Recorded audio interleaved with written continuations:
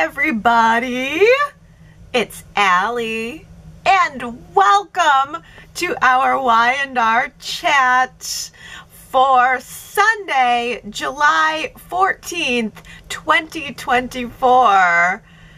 Gee, Connor, couldn't you have had this breakthrough like 12 hours sooner? Because maybe then Mom and Dad wouldn't have had to have hot hotel grief sex over you. Way to go. Isn't that convenient, you know? The minute that Adam and Chelsea knock the proverbial boots, Connor has this miracle recovery. I'm telling you, I love soaps. I am not being sarcastic when I say that either. At this point, I love a well-played cliche. And I think this qualifies. Yes. Because honestly, for me, this whole Adam and Chelsea story went from, bleh, I don't want to see this, to, I can't get enough of this. In an instant, too. In an instant, I just turned on this whole story. Because the shame! The shame! Adam and Chelsea coming home now to the oh-so-supportive partners, carrying the weight of the guilt of their one-night stand right on their shoulders. To me, that is so compelling. And it's just rife with soapy goodness. Sally asking Adam how Chelsea's taking it. Oh, Chelsea took it! Chelsea took it! And Billy asking Chelsea if Adam was taking it out on her. Oh, yeah! He took it out on her, all right. He took it out on her, all right. This is great. I mean, it is terrible, but it's great. And then, you know, the whole thing is just getting increasingly awkward. The awkward lunch that all four of them had when they got home. Yes. And now Summer is hiring Sally permanently to be all puppy dog eyed in Chelsea's face all day. This is so great. The secret's just there in all these scenes. Oh yeah, I forgot to say, Adam mentioning that they got drunk the night before and Chelsea eyeballing and like practically like kicking him under the table, and just you know, on Friday, Chelsea welling up with tears as Sally's being so humble and so supportive. I mean, it's just all so good. I feel like Chelsea's getting the guilt from both angles now because she has to interact with both Sally and Billy. Adam only has to interact with Sally, but Chelsea has to interact with both of the two betrayees. Classic. I guess for me, I can handle Chelsea betraying Billy a little bit easier than Adam betraying Sally. And I think it's because I never felt totally invested in Chelsea and Billy's romantic relationship. I mean, I think they were always very supportive and friendly with one another, and they had a really great friendship, but I never felt the burning passion between them. To me, Chelsea and Billy's romantic relationship was more convenient.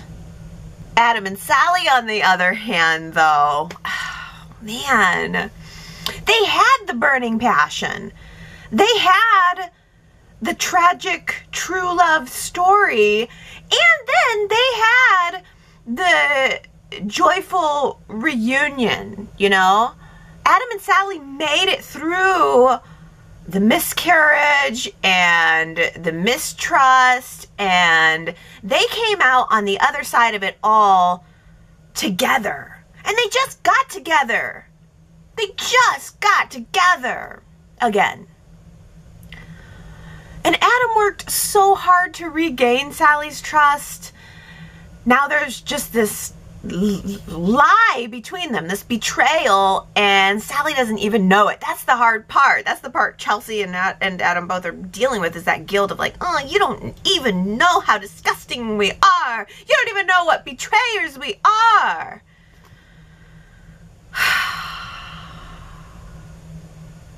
Here's the question. Who do you think will crack first? That's the real question on the table now, because all of this guilt hanging in the air is going to be really fun for, I don't know how long, a couple weeks maybe, but eventually I feel like the secret has to come out, right? So will Chelsea break down and confess to Billy, maybe? Or will Adam break down and confess to Sally? Because I think neither Adam or Chelsea really wants to keep lying, but which one of them is dumb enough to tell the truth?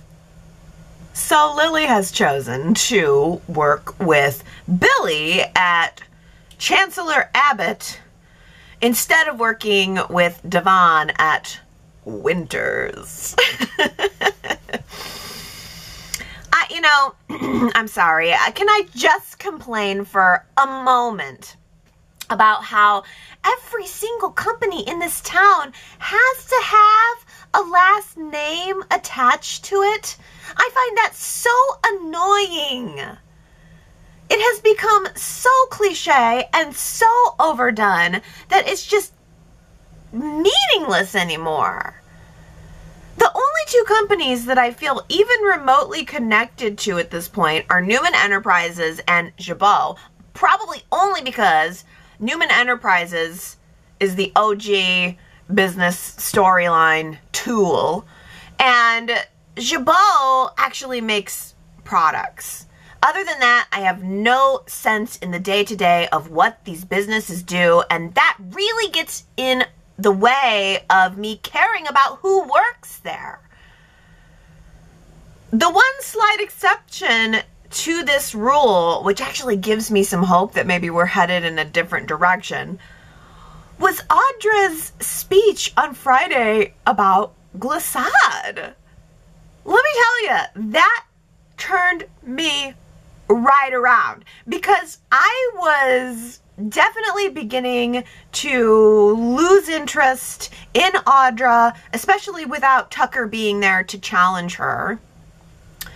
But then she gave this great speech to Nate about how much glissade actually means to her, because she actually uses beauty products. She actually uses their products, and she cares about creating something that women actually want to wear. Not for the men in their lives, but for themselves, so that they can look in the mirror in the morning, noon, and night, and feel beautiful about themselves. I thought that that was a gorgeous sentiment on a backdrop of a gorgeous sunset. Oh my gosh, you guys, how cool was that? So cool. And it was so simple. See, this is an example of green screen done right. That sunset sky with just Audra and Nate's heads, the back of their heads in the foreground. That gave depth to the scene and actually drew me in to the story in a whole new, different, better way. And then the rest of that scene just had a pink filter ran over it, and probably in post-production. It was, I mean, that's so simple. Just pink, pink, sunset, bada bing, bada boom. Audra and Nate with pink filter over them. It's sunset. It just gave it such a totally different vibe, and I have to give big, big, big props to Y&R for the way that they executed that. And I also want to give bonus points for reusing that lookout point area. I love the lookout point area. It's different from, it's outside, but it's different from Chancellor Park, which we're seeing a lot of and I'm not complaining about. But with that lookout point area, you get the sense that the characters are high up. Like they're looking down on the streets of Genoa City, but also out at the skyline of Genoa City, which is a very cool perspective. It's also an urban outdoor space. You can see the exposed brick behind them, and it just feels like it's maybe a hop, skip, and a jump away from Crimson Lights. You know, you can grab your taste like wet socks oolong tea in a to-go cup from Sharon's and then head up to the lookout point and look upon the city.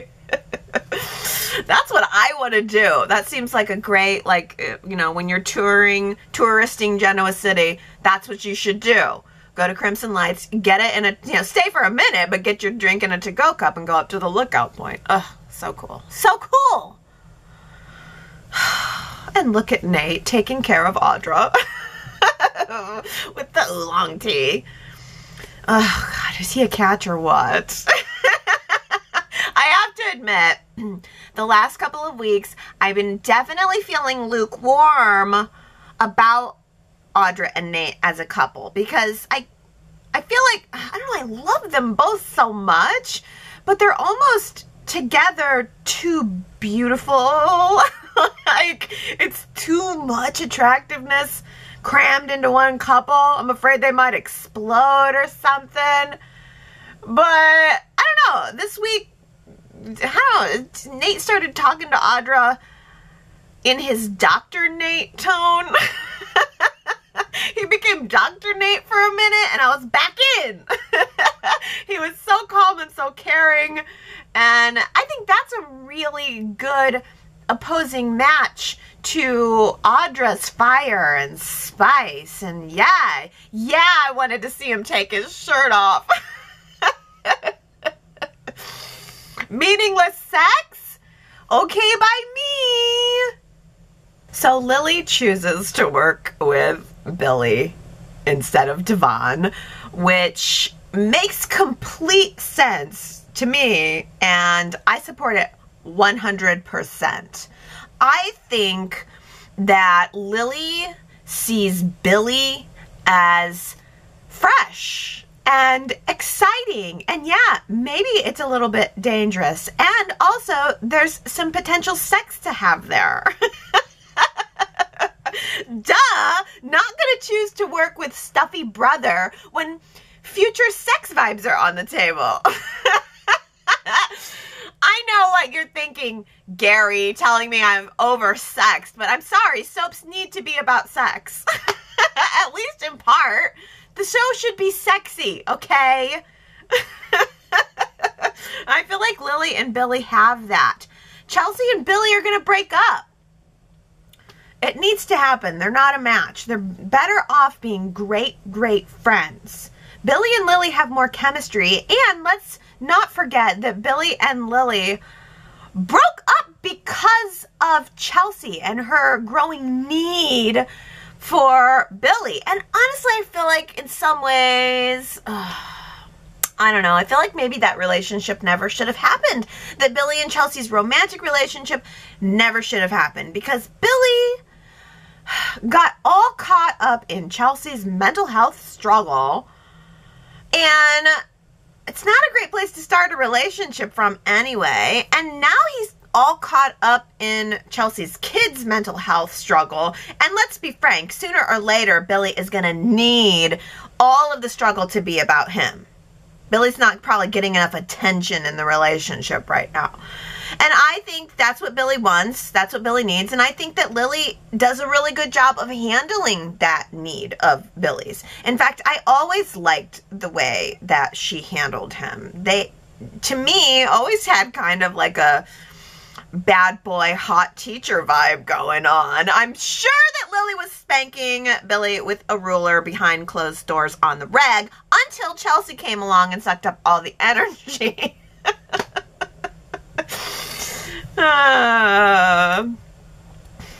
Add to it. I think Lily just feels more comfortable and more connected at Chancellor Industries because of Jill. Jill trusted her to run that company. Jill saw something in her, and that really meant something to Lily. And also, Lily's been running Chancellor for years now at this point with complete autonomy. She never really even had to work with anyone except for Billy.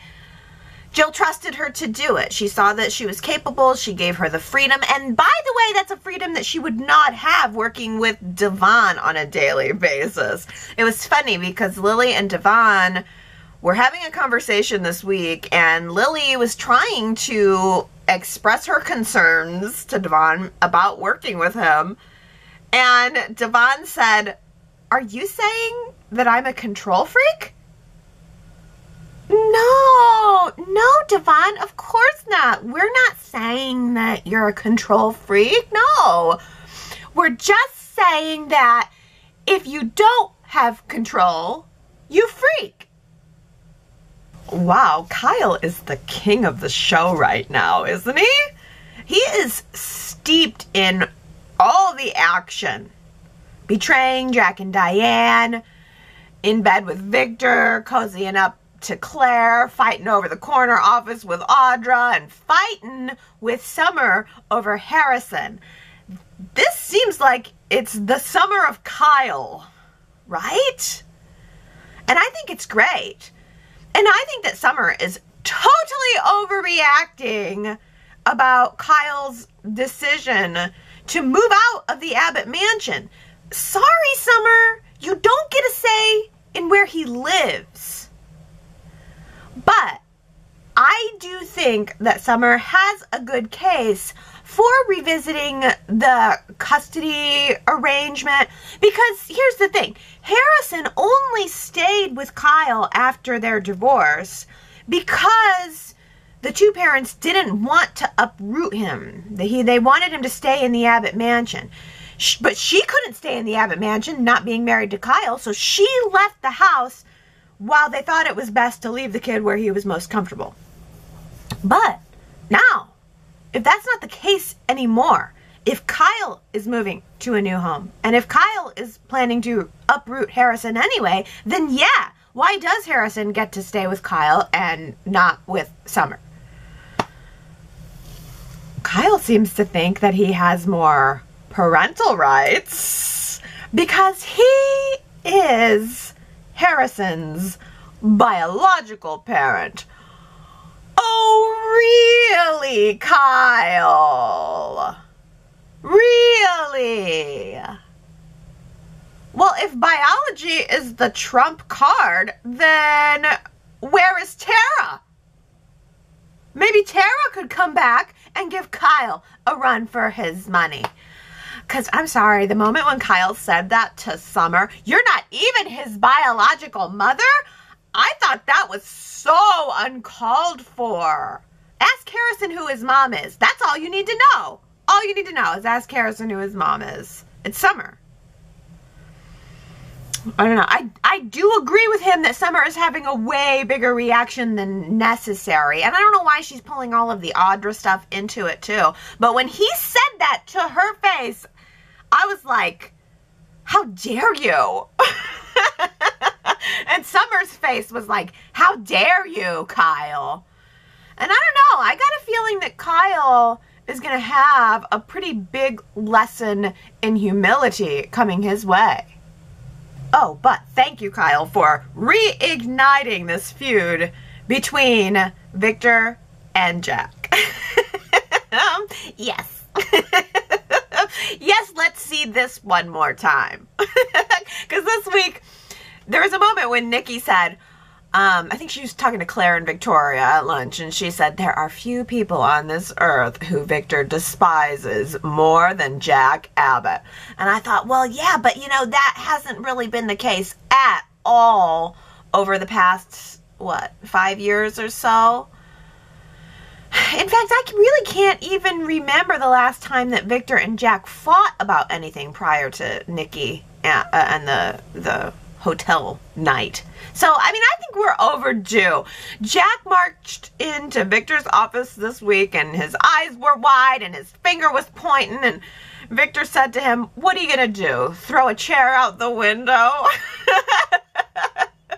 And I think that's what we were all kind of waiting for. I think we're all still kind of waiting for that. So I'm hoping that Y&R gives us one more classic moment like that. Just one more classic moment like that. Give us something for the future flashbacks. It doesn't have to be a chair again.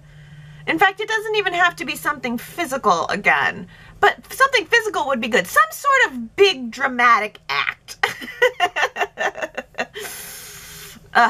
Like, do you remember when Victor had the heart attack when he and Jack were arguing in that same office, and Jack just stepped over his body, kicked his hand on the way out the door? I mean, we all know of lore that the hand kick was a happy accident, but we all remember that. Of course you remember that scene. We need something like that again. All you have to do is recreate some kind of magic like that again, Y&R. That should be pretty easy, right? Can you manifest some magic? How about this? Now that Kyle is working for Victor, I think that maybe it's time to really reshape the relationship between Jack and Adam. Jack and Adam. I mean, Victor has done squat to be there for Adam during Connor's time of need. I mean, while Adam is going through all that, all Victor has done is pressure Adam to take a job. He said to Adam on the way out the door on Friday, why don't you help your son and your father? Ugh! Like, ugh! Way to put the pressure on. But I'm sure that Adam is going to take that job, but maybe he will start to have some second thoughts about betraying Jack. I just wonder if maybe now is the time for Jack to pick up the slack on Victor's bad parenting. Like, maybe Adam and Jack become so close that Adam starts to call Jack Dad. Starts to think of him as Dad. And then maybe when Connor gets home, Connor could start calling Jack Grandpa Jack. I mean, wouldn't that be a real kick in the pants to the guy who says that family is more important to him than anything? Now, on the other side of the coin, it simply doesn't matter to me how many years go by or what Victor does that is horrible. Hearing him talk about his time in the orphanage just tugs on my heart every time, because I think of it and it's just so awful, and it just explains so much about him. He felt powerless, so he made himself powerful, and then he abused that power over and over again. It's tragic, and it's what I'm here for. And it was interesting this week to hear him retell the story to Claire. I loved that scene. Victor munching on his croissant, talking to Claire. Very casual. I loved Victor's very casual, very subtle way of urging Claire to be wary of Kyle. She's new to the family, so he was taking the light approach, but Victor still always has that way of laying down the law while still making Claire feel like she has some choice in the matter. Wrong. That is an illusion, girl. Especially if you're going to become a Newman. Rule number 1 of being a Newman is you don't have a choice. You only have the illusion of a choice. Victor is the one in charge. It is his world. He created the name. He creates the rules around the family. This week, Victoria actually asked Claire if she would be open to changing her name to Newman. I have no idea what Claire's last name is now, so I think it would be a great idea to give her a last name. But I will say it comes at a price. It seems so very flattering, I'm sure, to be asked, but that name comes with a price. Victor is going to continue to disapprove of Claire's relationship with Kyle, just like he has disapproved of every single relationship that both his son and daughter have ever had. Sons and daughters, there are multiples. And I don't think he's approved of anyone's relationship ever. But I was thinking of Nick specifically because, oh my goodness, French fries and espresso with Nick and Phyllis this week. French fries and espresso? I mean, all that grease and then that caffeine, that sounds like a heartburn combination. I don't know why you'd want to do that to yourself.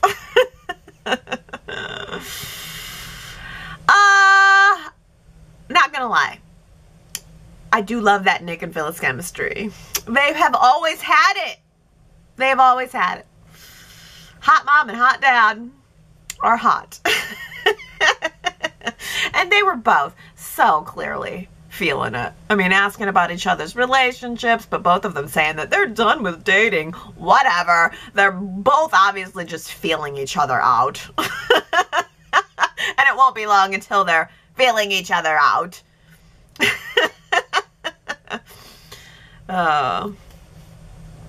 But true to the history, Nick will always be running back to Sharon's rescue. He can have this amazing chemistry with Phyllis. He will always run back to Sharon's rescue. And it's seeming like Sharon is going to be needing some help. She seems to be reliving Cassie's death all over again, right as Daniel's daughter is at around the same age as Cassie was when she died.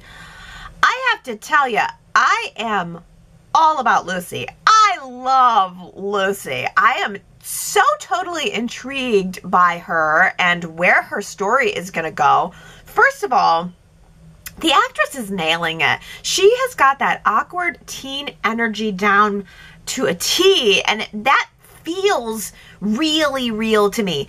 The moment where she was giving Faith the gift, the bracelet, because she looks up to her and because she wants to hang around with her, because she's older and cool, but yet she was really insecure, like was that a weird thing? I mean, it really felt like and reminded me of Cassie and how she saw Daniel. She felt like she wanted to hang around with someone older. She was interested in this good-looking older guy.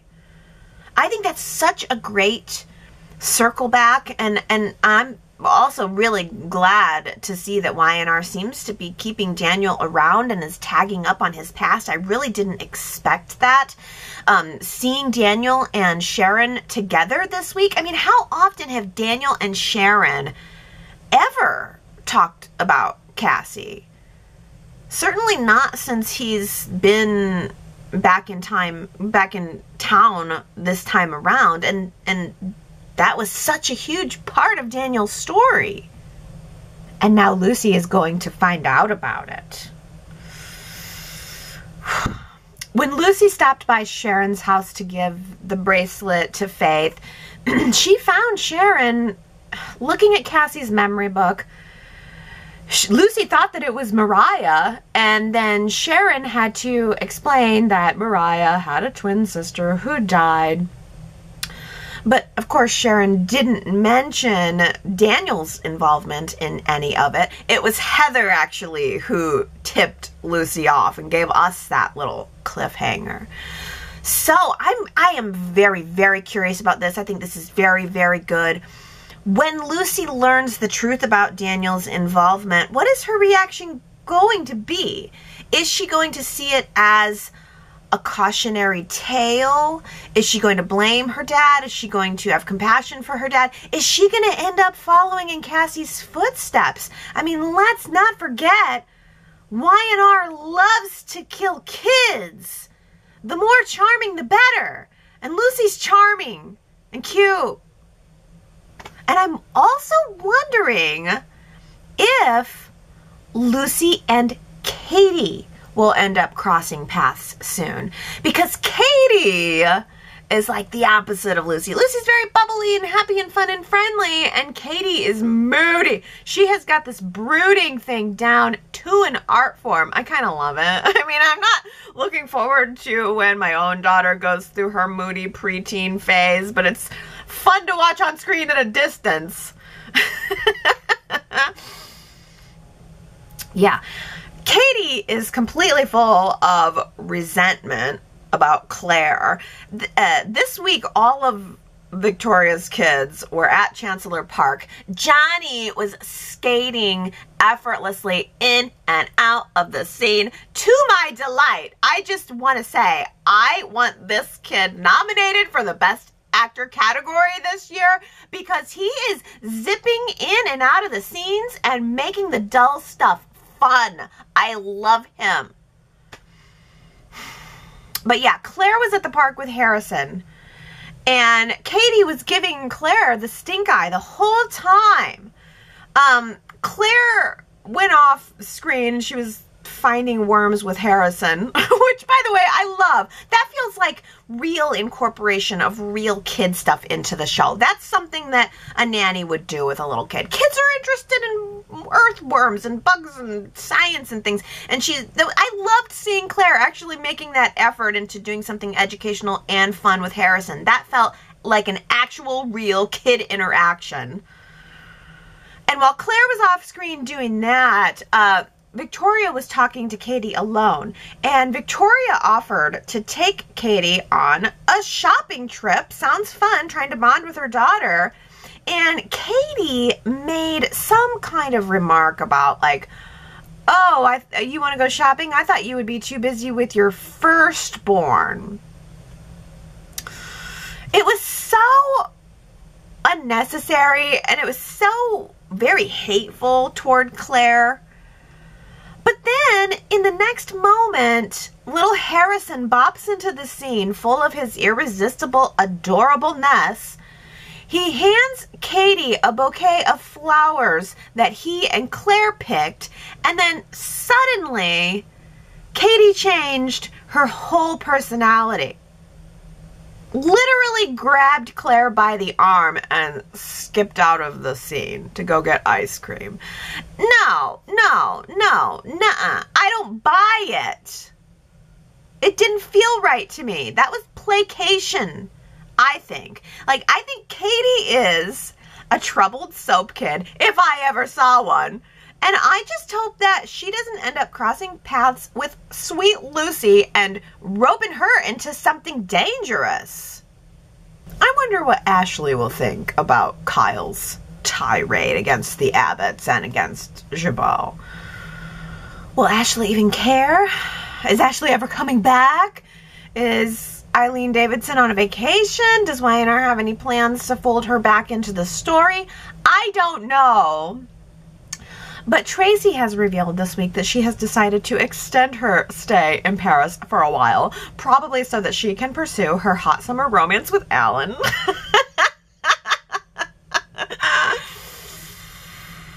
We had more passionate kisses this week and a double date with Danny and Christine. Oh, this was really such a joyful surprise. I love that Alan was fanboying over Danny a little bit because, I mean, obviously, he's Danny Romalotti. Random women kissing him as he walks through the hotel lobby. Oh, the life of a rock star. And Christine getting a first-hand view of all of that, not from a bumpy tour bus, as Phyllis would like to believe with her sour grapes. No, this is first class all the way. And it showed. They looked rested and happy and full of energy. There was some, like, extra good energy in those scenes, I felt. Danny, Christine, Traci, and Alan, they all seemed genuinely happy to see each other. It actually felt like a reunion. I could see that Danny and Chris were glowing, and they were all in about the gossip about Traci's new boyfriend.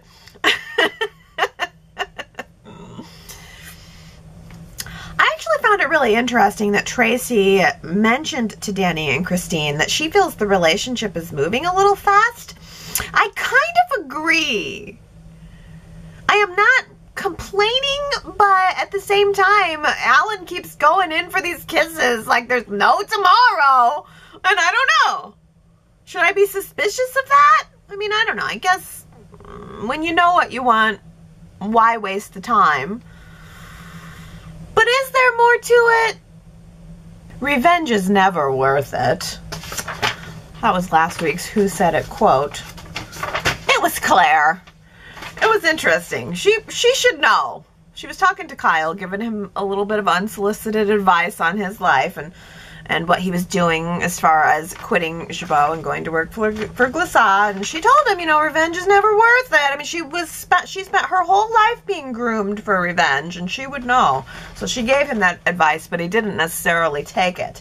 Congratulations to wonderful Wendy, Paris, Hannah, Dolores, Tanya, Henry, Tanya, Daisy, Justin, Brittany, and Diana, because you guys got it right.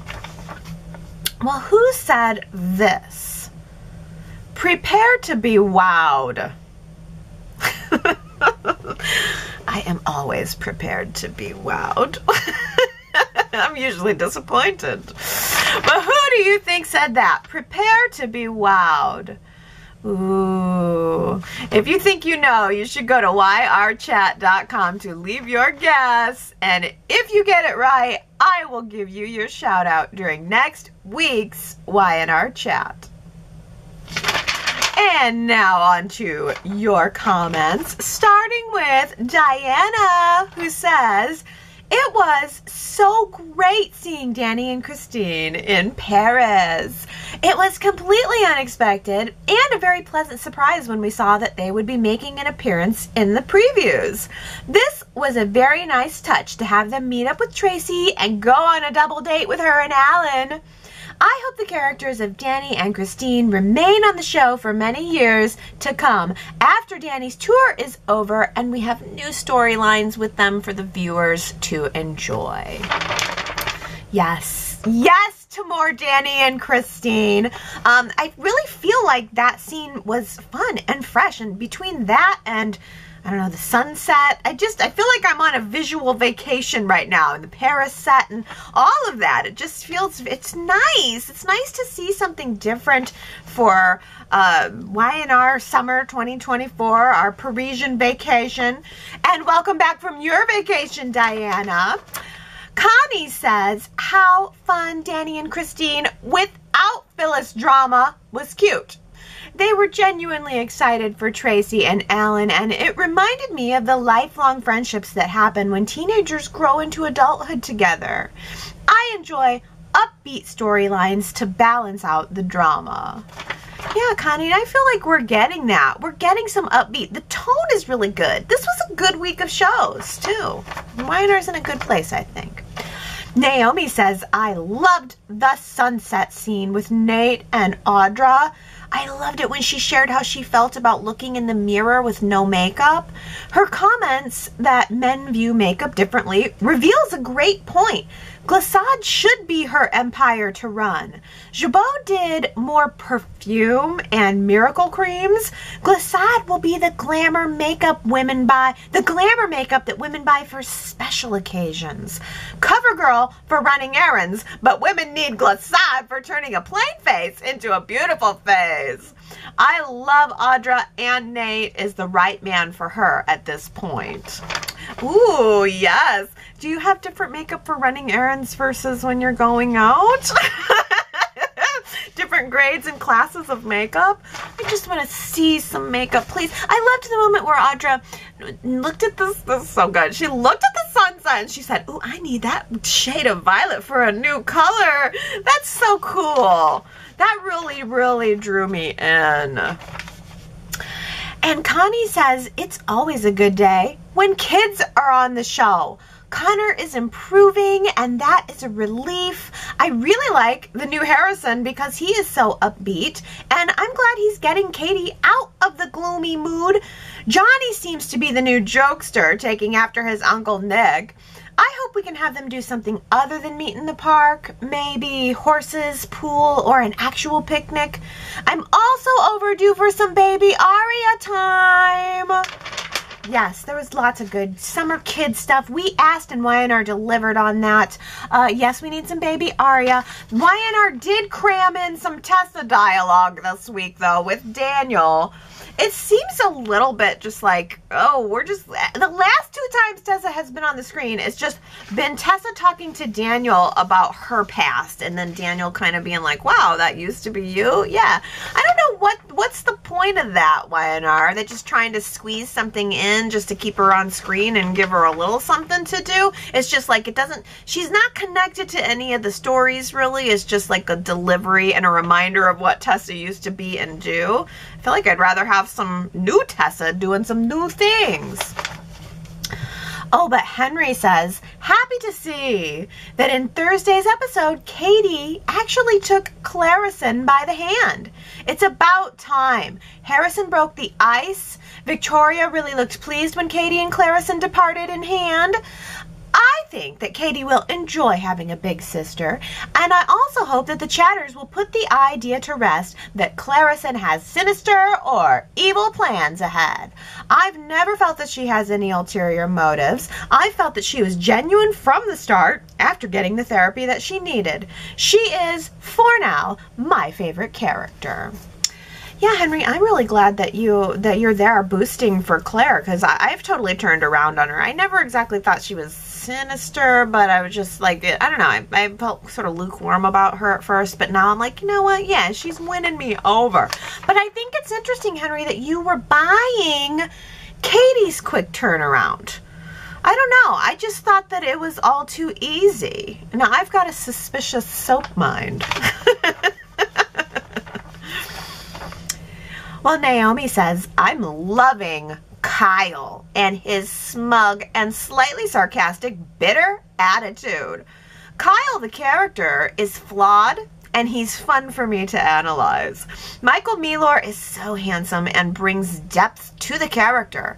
If the actor were less talented, the character would be boring. I know the other chat friends don't like the character, but that's what makes the world go round. Yeah, no, I totally agree. First of all, Michael Milor is hot. Let us not let that go unsaid for very long. But he's doing a great job. And yeah, I mean, the character is compelling. I don't need to agree with his decisions. I want him to be flawed and complex and to be doing bad, wrong things so that I can analyze him and think about it. I mean, that's sort of the point of it all. And I think that he's doing great. Kyle's great. Sharon W. says, Victor has now also planted doubts in Kyle's head about his value to Victor and to Glissade. When Claire asked Kyle if something was going on between him and her grandpa, he looked bewildered. He asked her what Victor said, and she told him, and Victor advised her to be careful around him.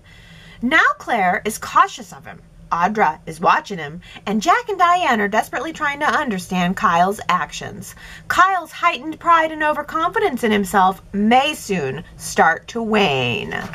Yeah, I think you're right, Sharon W., that Victor definitely planted that seed of doubt. He was a little thrown off. Like, he thought he was in with Victor, and knowing that Victor warned Claire about him, I think threw Kyle off his game just a little bit. Sharon W. says also, Victor made sure to inform Audra that Kyle asked him why they needed Audra. He knows that that will ensure that she will keep an eye on Kyle, not just for her own behalf, but for Victor also. Victor also tells her that while she's in Paris, he will keep an eye on things in Genoa City. Audra thanks Victor and tells him she won't let him down. She asks Victor if he trusts Kyle. Victor tells her he always hedges his bets. Now Victor also has Audra in his pocket, as in someone who would want to be more willing to come over to Victor's anytime Kyle steps out of line. Yeah, I know, right? Victor planted seeds of doubt in Kyle and then seeds of doubt in Audra, almost like pitting them against each other right from the start, which is interesting. And Sue W. offers this thought. Audra is just another pawn for Victor, as is Kyle. Those pieces are used, the pawn pieces are used to scout, distract, immobilize, and or falsely empower opponents to facilitate the ultimate big win. Pawns are disposable.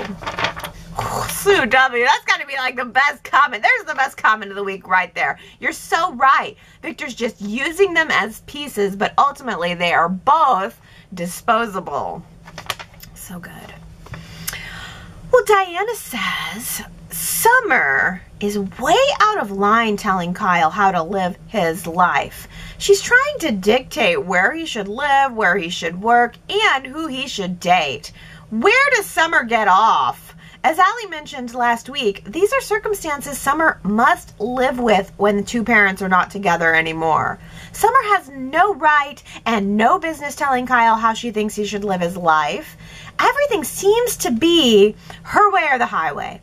It's ridiculous of Summer to say that Kyle is being a bad father and not putting Harrison first simply because Kyle wants to move out of his parents' house and is choosing to work with Audra. Big deal. I was glad when Kyle reminded Summer that she is not his biological mother. She is acting like Kyle has no say in how he chooses to live his life without her approval. Summer has become very bossy and domineering. She needs to be put in her place and reminded that Kyle has rights as to how he raises his son, whether she likes it or not. Yeah, you know, I think that they both have rights. Summer legally adopted Harrison, I'm pretty sure. So I think they're both legally the parent, and that's that. I don't think the biology thing really even should be a factor at all. But I totally agree that Summer is way too much trying to control what's going on here. I think she has a right to see about getting some shared custody arrangement. She doesn't have any of that. I mean, you think of it, usually when there's a divorce, like, I mean, the parents have some sort of arrangement where the kid gets to go part-time with both parents, and she doesn't really have that. So I don't blame her for seeking that. That's fine, but she doesn't need to try to control everything that Kyle does and use everything that Kyle does as some kind of excuse to further that agenda of hers.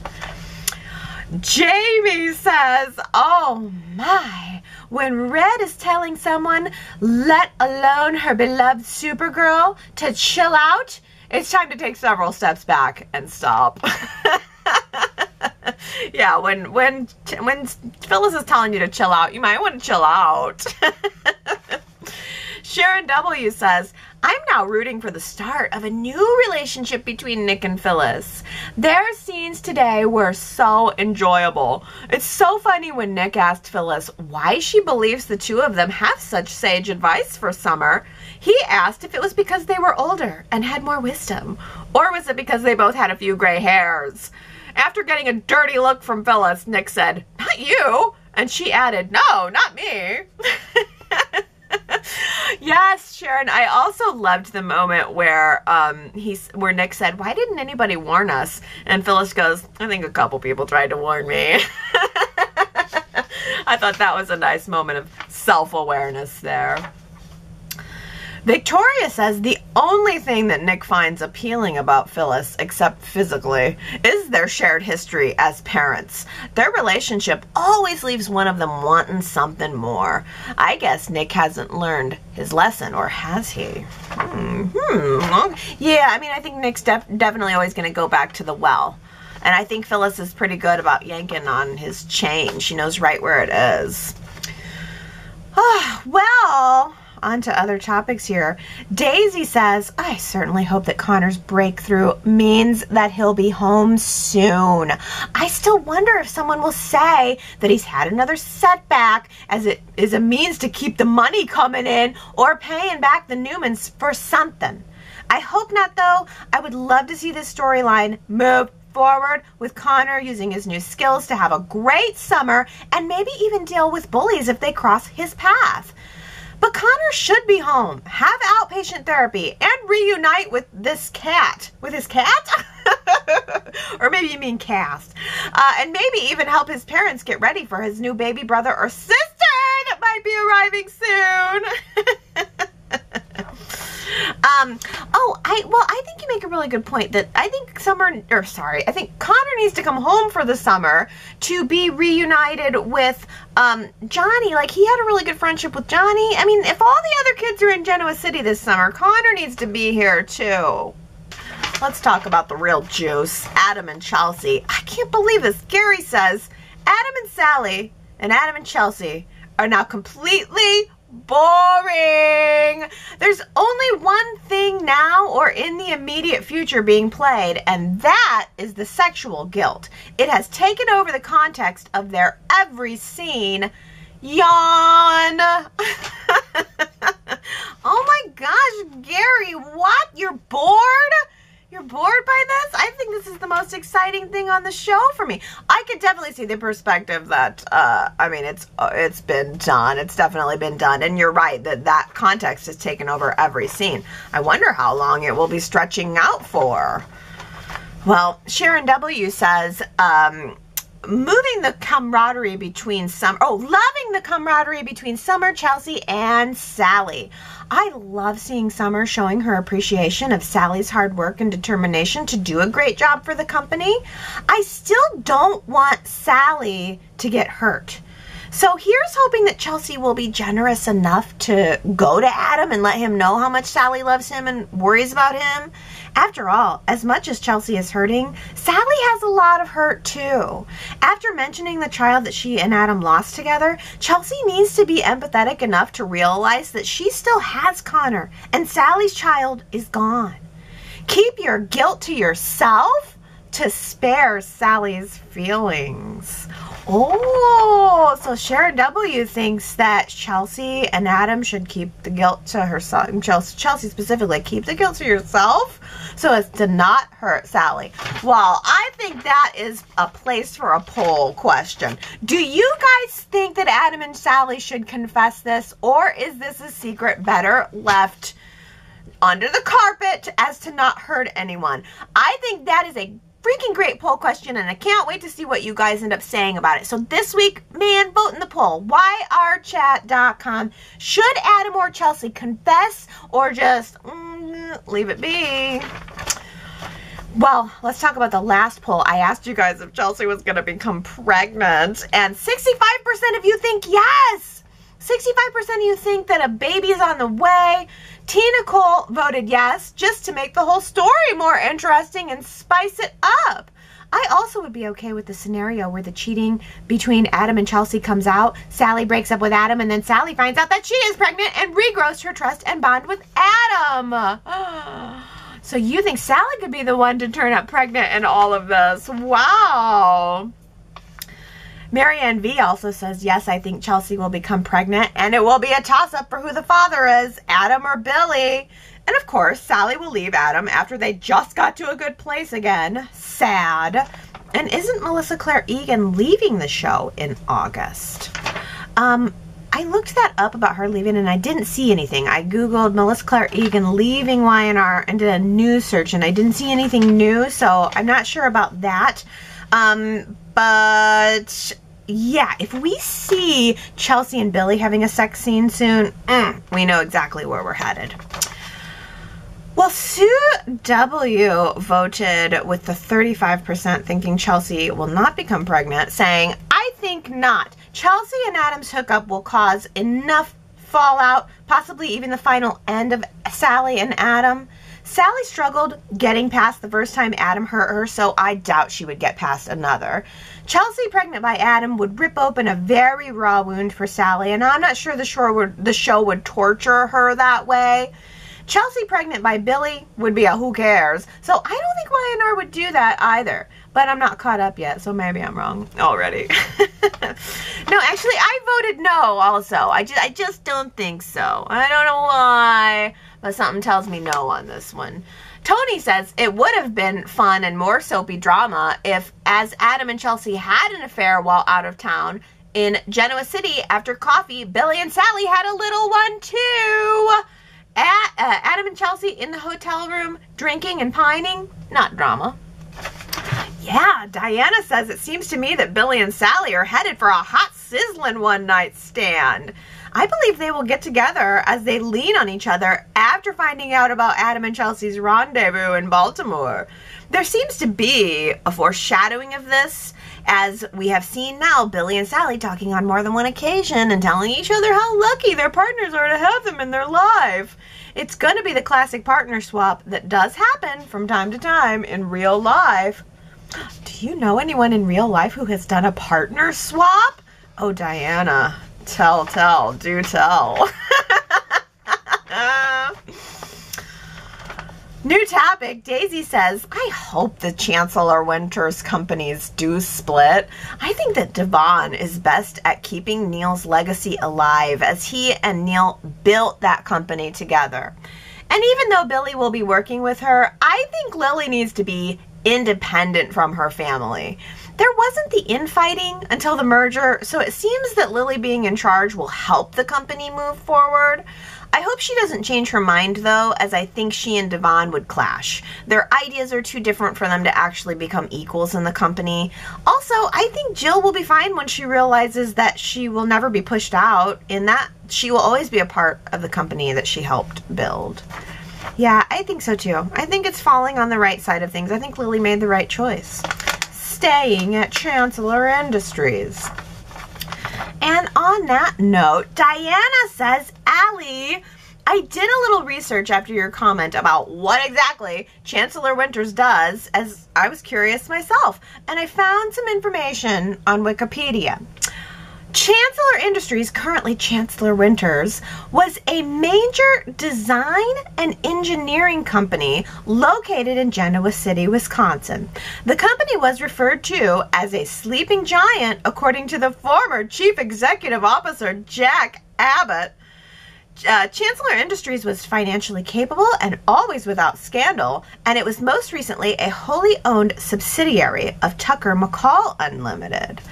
Divisions include Chancellor Plant, Chancellor Construction, Chancellor Tool and Die, Chancellor Foundation, and Chancellor Entertainment. They also have subsidiaries BioLink, Organic Life, Northwestern Publishing, and Bonaventure Industries. Oh my goodness, Diana, thank you for doing that research. Bonaventure does sound familiar to me.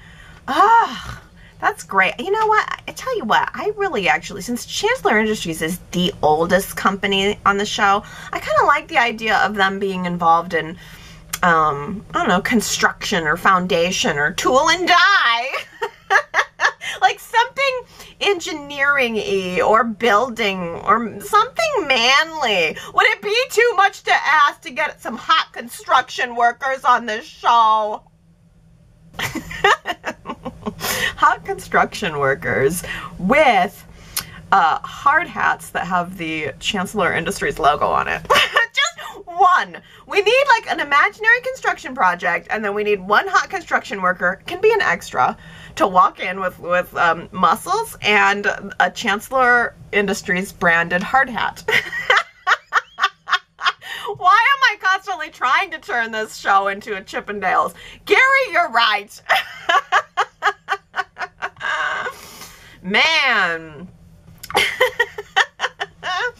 I don't know. Can one have too much sexiness on a soap? I don't know. I guess it's just such a fun major aspect. I love all the drama, but I love the drama. I love the lightheartedness, but I do love a good, like, this show's sexy. I like feeling like I'm watching a little sexy in my show.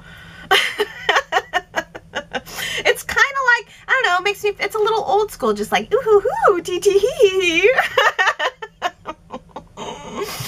Oh, I have got my priorities straight. I will tell you that.